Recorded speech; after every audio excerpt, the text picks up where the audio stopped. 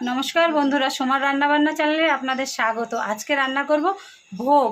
আমাদের বাড়িতে মনসা পুজোর ভোগের জন্য আলুর দম আর খিচুড়ি। এই যে আলুর দমটা করব, আলুগুলো কেটে ধুয়ে ভেজে নিয়েছি। এখন মশলাটা কষিয়ে নেব। কড়াই বসিয়ে দিয়েছি, কড়াই গরম হয়ে গেছে, এবার তেল দিয়ে নেব।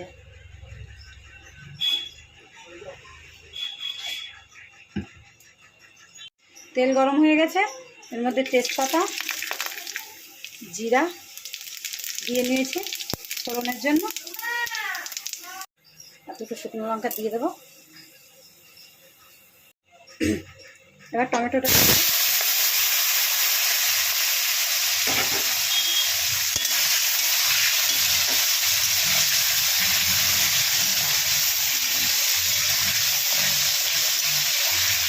টমেটোটা একটু নরম হলে এর মধ্যে আর মশলা দিয়ে দেবো।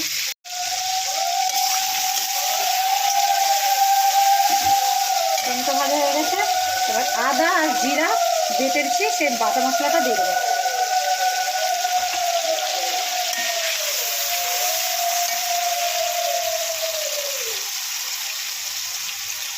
মধ্যে পরিমাণ মতো লবণ,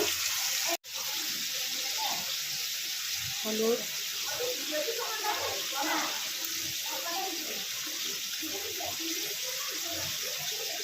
দিয়ে মশলাটা কষিয়ে নেবো একটু লঙ্কার গুঁড়ো দিয়ে।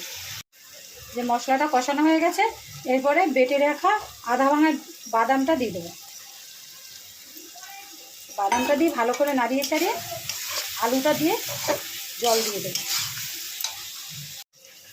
মশলা কষানো হয়ে গেছে, এবার আলুগুলো দিয়ে দেবো। ভেজে রাখা আলুগুলো দিয়ে দেবো।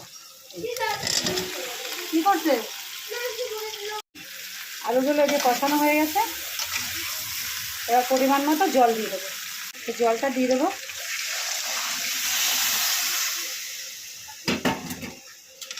ভেজে রাখা আছে, বেশি সময় লাগবে না। জল দিয়ে ফুটে উঠলে মাখা মাখা হলেই নামিয়ে নেবো।